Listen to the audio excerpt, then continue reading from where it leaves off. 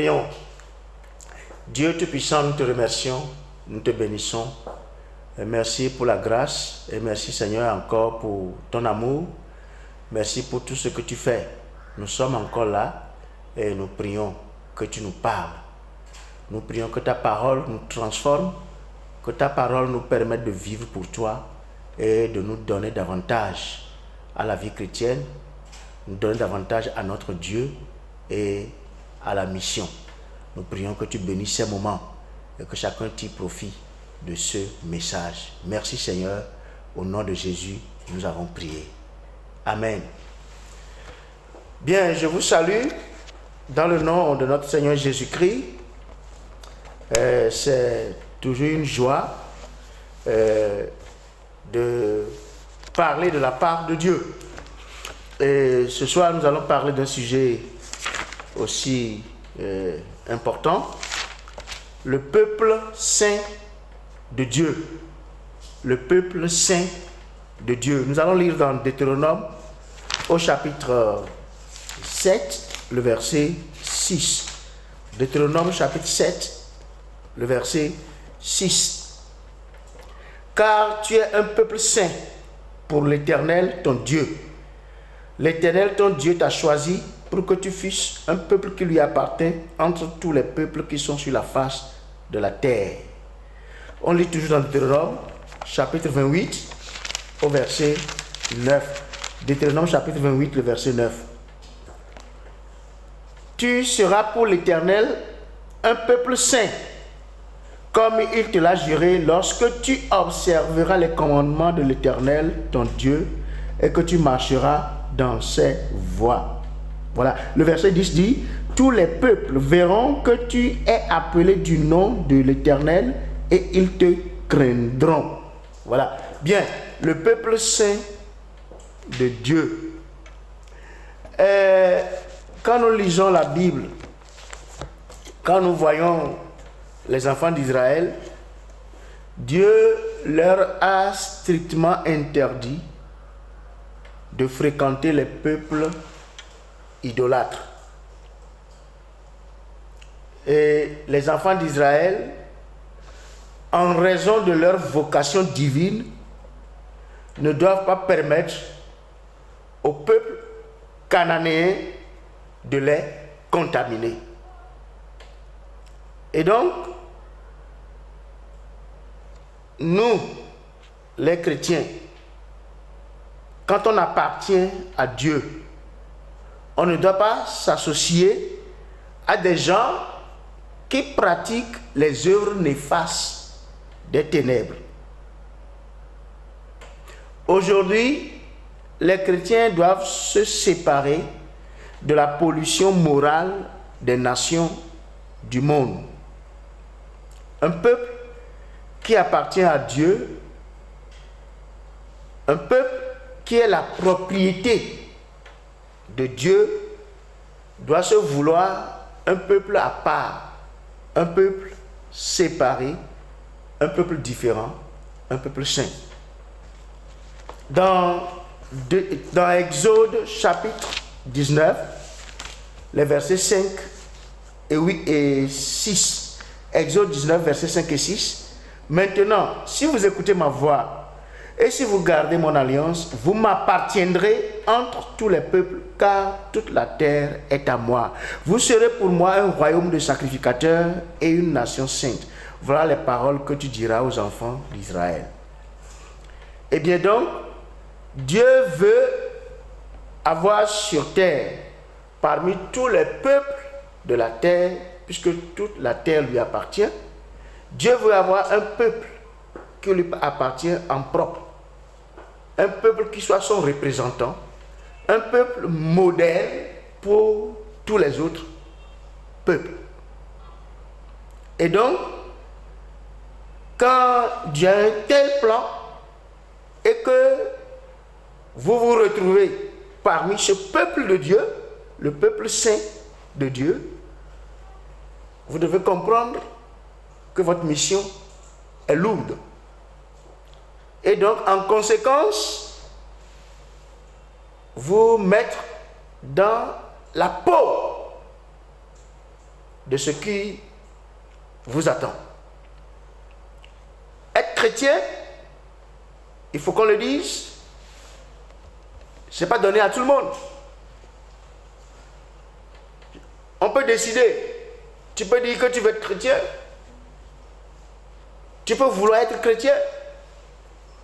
Mais être chrétien et appartenir au peuple de Dieu et observer les commandements de Dieu et marcher dans ses voies, ce n'est pas donné à tout le monde. Et donc, le peuple saint de Dieu, nous les enfants de Dieu, nous les chrétiens, nous qui sommes nés de Dieu à travers Christ Jésus, voilà, nous constituons le peuple saint de Dieu. Nous allons parler en 3 points rapidement. 1. La parole de Dieu, c'est très important. 2. La sainteté de Dieu. Rappelez-vous, nous parlons du peuple saint de Dieu.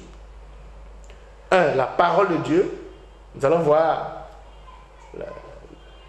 l'aspect de cette parole, la parole de Dieu, la sainte parole de Dieu. Voilà. Et là, on va parler de la sainteté de Dieu et on va en venir au 3e point, le peuple saint de Dieu. Voilà, la parole de Dieu. Vous ne pouvez pas vous fier à tout ce que vous lisez dans les journaux, dans les livres et sur les réseaux sociaux. Tout ce que vous entendez des journalistes, tout ce que nos professeurs nous disent dans nos écoles, vous ne pouvez pas vous fier à tout cela. Tout ce que les politiciens racontent, vous ne pouvez vous fier à tout cela. Mais, une chose est certaine et très sûre, c'est la parole de Dieu. La parole de Dieu est entièrement vraie et toujours vraie et toujours sûre. Dans Psaume 119, au verset 89, la parole de Dieu dit là-bas, Psaume 119, verset 89, « À toujours, ô Éternel, ta parole subsiste dans les cieux. » À toujours, ô Éternel, ta parole subsiste dans les cieux. La parole de Dieu dit toujours ce qui est vrai. Elle subsiste dans les cieux. Elle est éternellement établie dans les cieux. Et la parole de Dieu ne change pas. La parole de Dieu ne change pas. La parole de Dieu est sainte et parfaite. Dans toujours Psaume 119, regardez au verset 96. Psaume 119, verset 96, nous lisons ce qui suit. Je vois des bornes à tout ce qui est parfait. Tes commandements n'ont point de limite. Je vois des bornes à tout ce qui est parfait. Tes commandements n'ont point de limite. Tout ce qui est parfait, tout ce que nous pouvons considérer ici sur terre comme parfait. Toutes ces choses ont des limites. Mais la parole de Dieu, les commandements de Dieu n'ont pas de limites. Ça veut parler de quoi? La perfection de la parole de Dieu est sans limite. La parole de Dieu est sainte, elle est parfaite. En tout temps.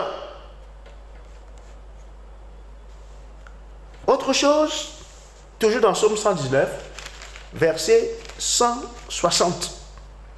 Là, il a dit, le fondement de ta parole est la vérité, et toutes les lois de ta justice sont éternelles. Je reprends.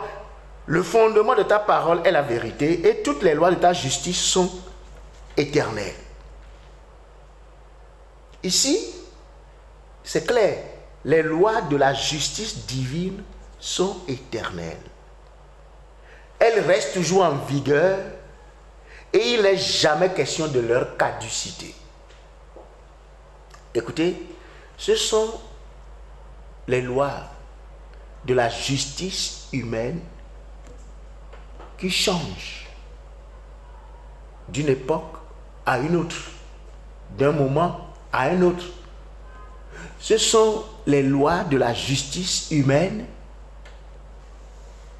qu'on peut toiletter, que les gens toilettent, changer, réformer, mais les lois de la justice divine sont éternelles. On ne les touche pas. Elles restent toujours en vigueur à tout moment et en tout temps. La parole de Dieu. Et pourquoi nous disons ceci? Écoutez, nous parlons du peuple saint de Dieu. Le rapport entre la parole et le peuple saint de Dieu, c'est quoi? C'est que c'est la parole de Dieu. La parole sainte, parfaite, véritable, éternelle de Dieu. C'est cette parole-là qui fait le peuple de Dieu. Vous comprenez? J'ai lu dans Deutéronome. On va relire pour que vous voyez bien. Deutéronome au chapitre, je crois, 28. Oui, Deutéronome, chapitre 28. Reprenons le passage là, au verset 9. Deutéronome 28, verset 9. Tu seras pour l'Éternel un peuple saint, comme l'Éternel te l'a juré, lorsque tu observeras les commandements de l'Éternel ton Dieu et que tu marcheras dans ses voies. Voilà donc ce que nous sommes en train de dire. Les commandements de l'Éternel, tu les observeras, tu marcheras dans les voies de l'Éternel ton Dieu. Pourquoi? Parce que tu es un peuple saint. Et lorsque tu marcheras dans ses voies, tu observeras ces commandements-là. Voilà. Alors, ce serait ainsi la voie sainte, la vie de sainteté. Ta vie ne sera pas comme de n'importe quoi. Et donc, c'est la parole, c'est-à-dire que le peuple de Dieu est le produit de la parole de Dieu. Les enfants de Dieu constituent le produit de la parole de Dieu. Sans parole de Dieu, il n'y a pas de chrétienté. Il n'y a pas enfant de Dieu. Sans commandement de Dieu, il n'y a pas chrétien. C'est ça qui nous fait. Voilà. Et donc, quand la parole de Dieu, parfaite, sainte, cette parole éternelle, vivante, quand cette parole produit, le produit qui sort de cette parole, c'est un produit naturellement qui sort sain. Voilà. Et donc, deuxième chose, deuxième point, je veux dire, la sainteté de Dieu. La sainteté de Dieu. Ça, c'est sérieux. Il s'agit ici de la qualité essentielle de Dieu. Et avant de parler du peuple saint de Dieu, il faut d'abord bien comprendre que Dieu est saint. La Bible dit, vous serez saints, car je suis saint. C'est ce que la Bible dit. Vous serez saints, car je suis saint. Lévitique 11, versets 44 et 45. Vous pouvez voir la même chose dans 1 Pierre, chapitre 1, au verset 16. Vous serez saints, car je suis saint. La sainteté de Dieu appelle ses adorateurs, appelle les adorateurs de Dieu à la sainteté. Voilà. Dieu exige que ses enfants soient saints parce que lui-même est saint.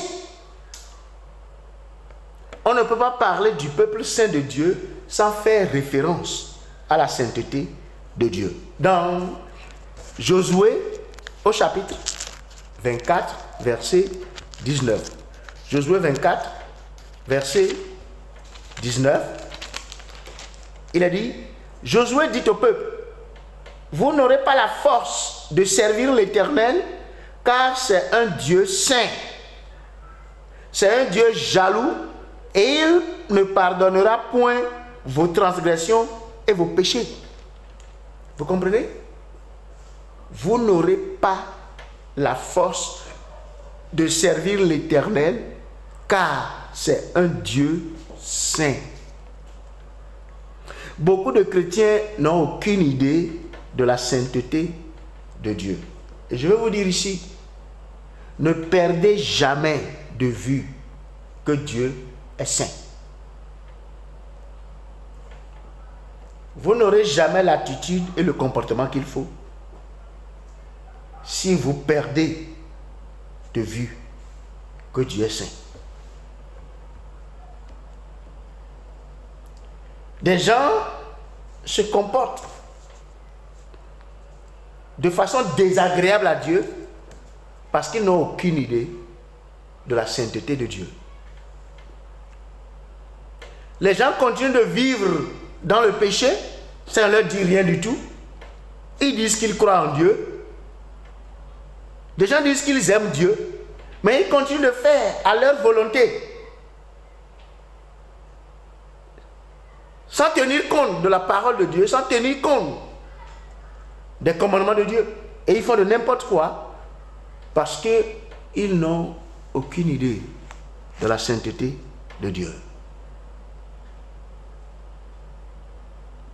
Oui, c'est dangereux d'oublier que Dieu est saint. Très dangereux d'oublier que Dieu est saint. Dès que vous oubliez que Dieu est saint, c'est fini. Vous n'aurez aucune crainte de lui. Vous faites ce que vous voulez. Vous vivez comme bon vous semble. Parce que, ouais, vous ne connaissez pas Dieu tel qu'il est. Regardez dans Apocalypse, au chapitre 4. Apocalypse chapitre 4, verset 8. On lit. Apocalypse 4, verset 8. Les 4 êtres vivants ont chacun 6 ailes. Et ils sont remplis d'yeux tout autour et au-dedans. Ils ne cessent de dire jour et nuit. Vous pouvez imaginer? Ils ne cessent de dire jour et nuit. Saint, Saint, Saint est le Seigneur Dieu, le Tout-Puissant, qui était, qui est et qui vient. Vous voyez ça? Au ciel. Voilà l'image qu'on nous donne. Les 4 êtres vivants ont chacun 6 ailes. Et ils sont remplis d'yeux tout autour et au-dedans. Et ils ne cessent de dire jour et nuit, jour et nuit. Saint, Saint, Saint est le Seigneur Dieu, le Tout-Puissant, qui était, qui est et qui vient. Jour et nuit. Et continue de répéter. Saint, Saint, Saint est le Seigneur Tout-Puissant. Le Seigneur Dieu Tout-Puissant. Vous voyez, la sainteté de Dieu n'est pas un sujet qu'il faut prendre à la légère. Oui, quand nous disons que Dieu est saint, il ne s'agit pas de l'une des caractéristiques de Dieu, mais il s'agit du caractère même de Dieu. Quand on dit Dieu est saint là, quand on parle du Dieu saint là, on veut parler de quoi? On veut parler du Dieu incomparable, le Dieu incomparable. Vous comprenez ça?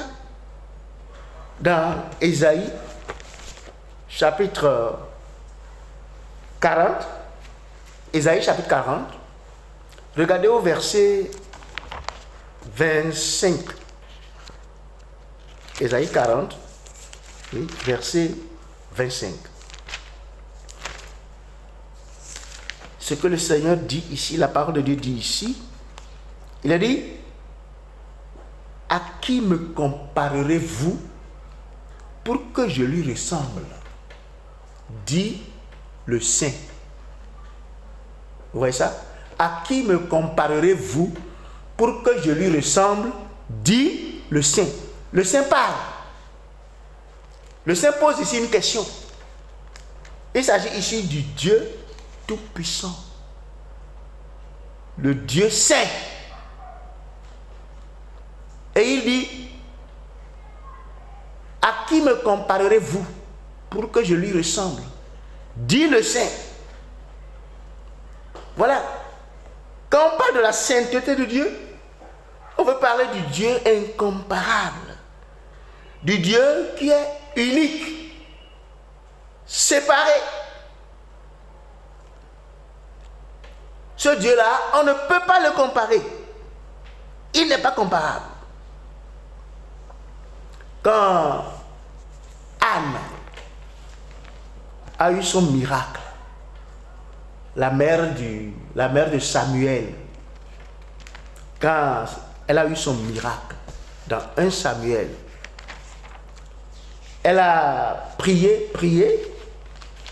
et Dieu a répondu à sa prière. Et finalement, vous savez qu'elle était une femme stérile, et elle n'avait pas d'enfant. Elle priait et Dieu l'a visitée. Et quand elle a eu son enfant, son premier enfant, regardez ce qu'elle dit, 1 Samuel chapitre 2, versets 1 et 2. Anne pria et dit, mon cœur se réjouit en l'Éternel, ma force a été relevée par l'Éternel.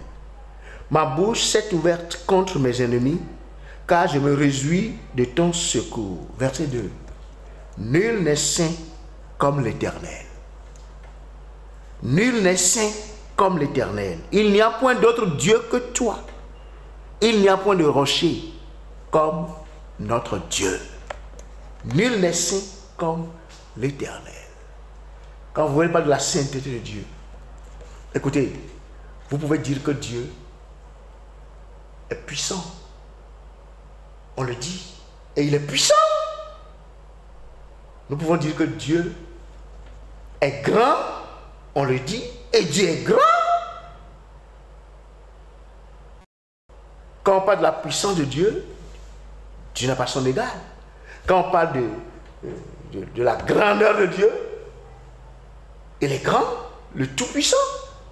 Vous pouvez dire que Dieu est juste. Et il est juste. Mais tout cela repose sur sa sainteté. On ne parlera pas de la gloire de Dieu sans se référer à la sainteté de Dieu. Dieu est saint. Et écoutez, pourquoi nous parlons de tout cela? Nous parlons de ça pour que nous comprenions bien la raison pour laquelle le peuple de Dieu doit être un peuple saint.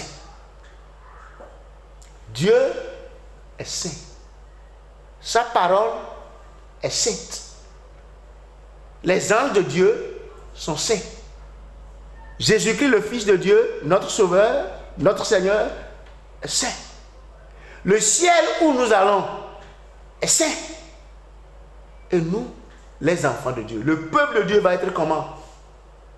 La suite logique veut que le peuple de Dieu soit un peuple saint.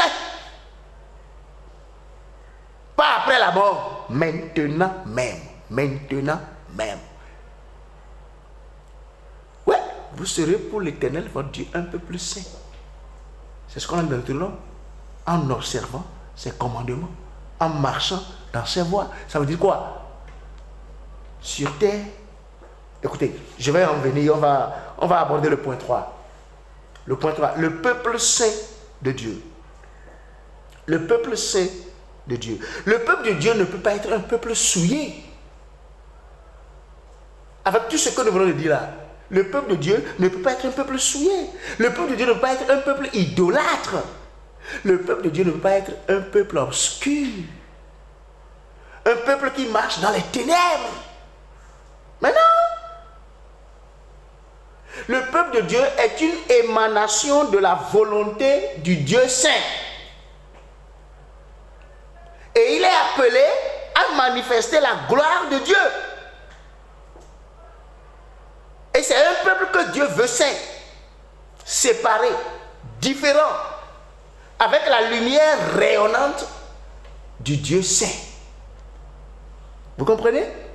Donc, le peuple de Dieu ne peut être qu'un peuple saint. Comment voulez-vous qu'il soit une autre chose, à part d'être un peuple saint? Il ne peut pas être autre chose. Le peuple de Dieu ne peut être qu'un peuple saint.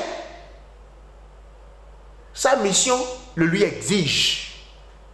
Sa mission le lui exige.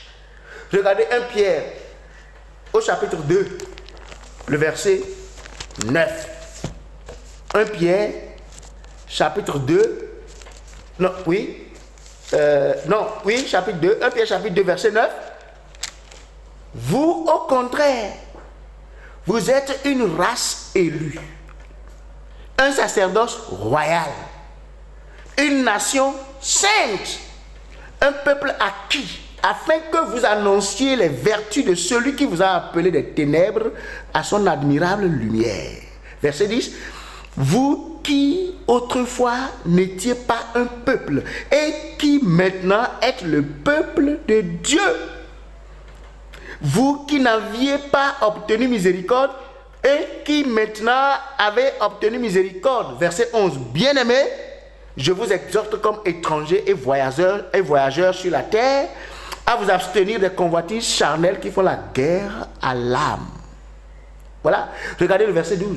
Ayez au milieu des païens une bonne conduite.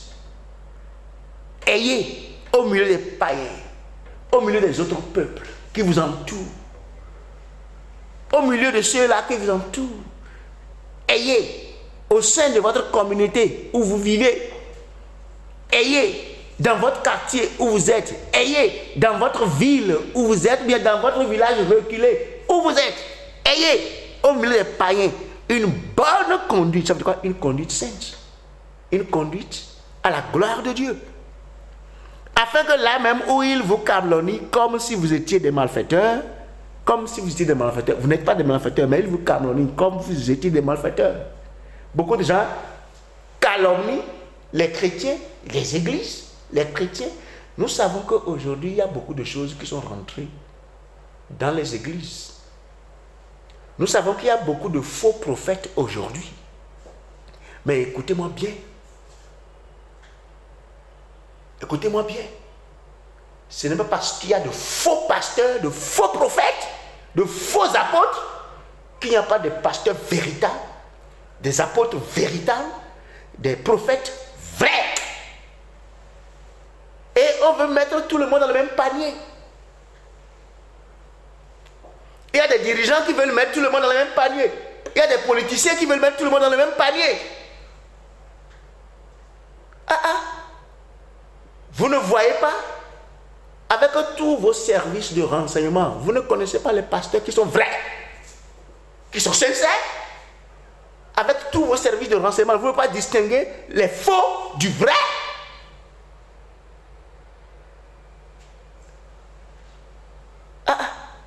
Ce n'est pas parce qu'il y a de faux qu'il n'y a pas de vrai. Nous savons qu'il y a de faux, mais il y a aussi de vrai. Il y a encore les enfants de Dieu aujourd'hui. Il y a le peuple de Dieu aujourd'hui. Le peuple saint, qui craint Dieu, qui vit pour Dieu, qui s'éloigne et qui fuit le mal, qui fuit le péché. Et ça, si vous ne voulez pas le reconnaître, Dieu nous reconnaît. Vous voyez, afin que là même où ils vous calomnient comme si vous étiez des malfaiteurs, ils remarquent vos bonnes œuvres et glorifient Dieu au jour où il les visitera. Voilà notre mission. Nous avons une mission. Nous sommes, écoutez bien, nous sommes une race élue, un sacerdoce royal, une nation sainte, un peuple acquis. Un peuple acquis, racheté par le sang précieux de Jésus-Christ. Et nous vivons pour lui. Il y a des gens qui vivent pour Christ, pour Dieu, pour le Seigneur aujourd'hui. Et ils ne se mêlent pas. Le peuple saint de Dieu. Et ça, c'est important. Vous savez, des gens peuvent opter pour les œuvres infructueuses des ténèbres. Mais vous, chrétiens, pour vous, chrétiens, l'unique option, c'est d'être saint. Les gens peuvent opter de faire ce qu'ils veulent. Ne pas craindre Dieu, se comporter comme ils veulent.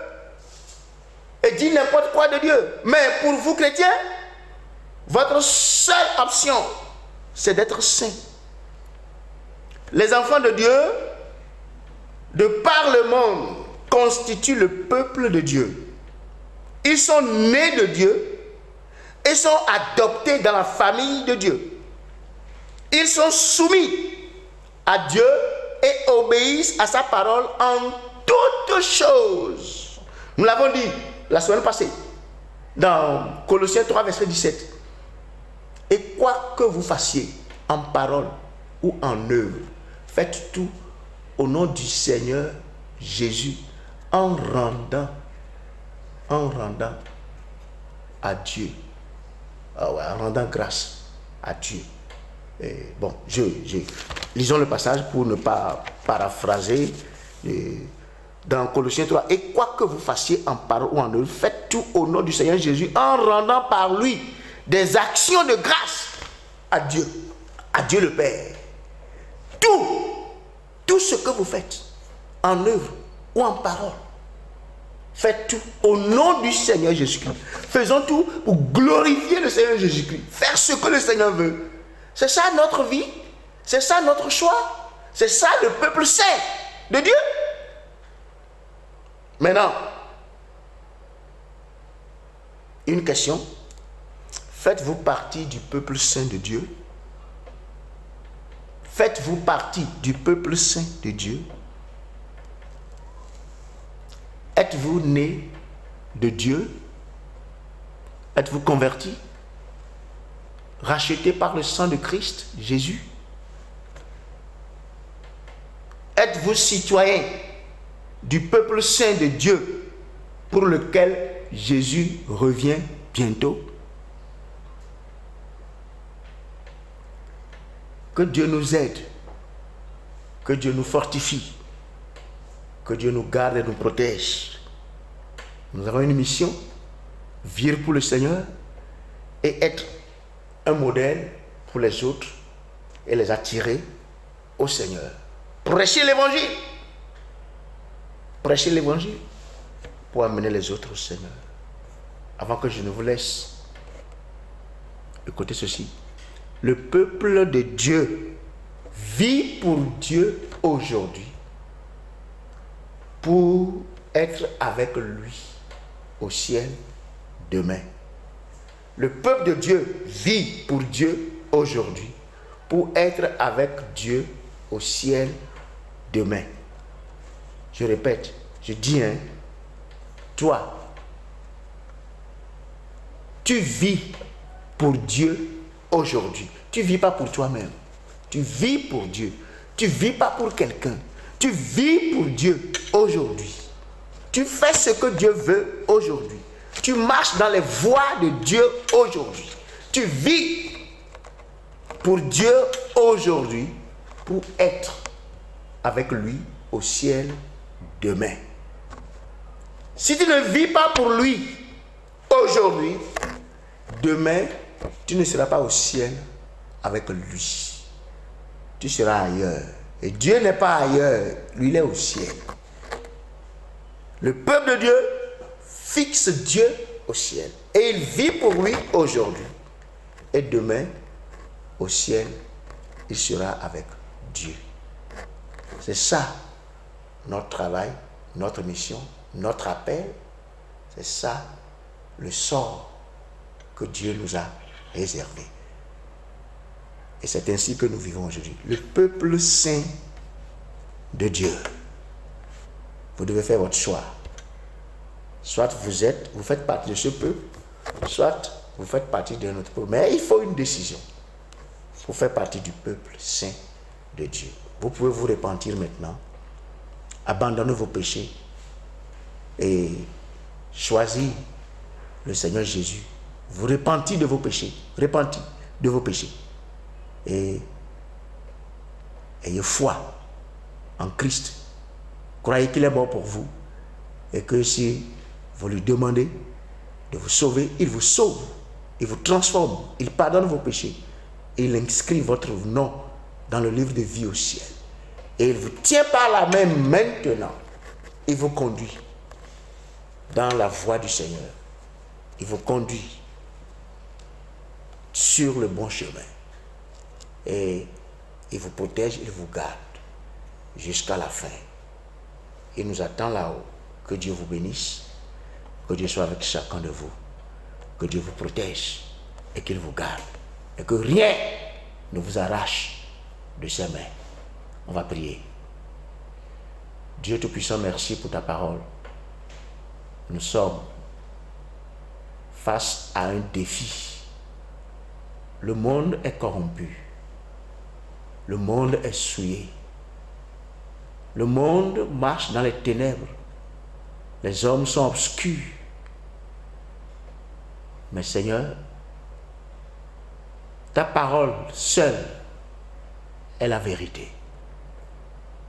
Nous venons à toi ce soir. Et pour ceux qui se repentent de leurs péchés, en ce moment, Père, nous prions que tu les acceptes, que tu pardonnes leurs péchés, et que le sang de Christ les lave, les purifie, et que tu écrives leur nom dans le livre de vie. Ceux qui font foi, qui ont foi en Christ Jésus, qui croient et qui se répandent, et qui acceptent son sacrifice, sauve-les, Seigneur. Transforme leur vie. Et pour tous ceux qui sont déjà sur la bonne voie, les chrétiens qui font déjà partie du peuple saint de Dieu et qui y demeurent et qui y sont actuellement, continue de les soutenir, de les protéger, de les garder et qu'ils persévèrent dans cette voie jusqu'au bout. Garde chacun de nous, ô Dieu. Protège-nous contre tout mal. Et bénis ton peuple. Et aide ton peuple à accomplir sa mission, à prêcher l'évangile, à vivre pour toi, à être un peuple modèle pour attirer les autres à Christ. Merci Seigneur, que ton nom soit béni et exalté. Que toute la gloire te revienne. Au nom de Jésus, nous avons prié. Amen.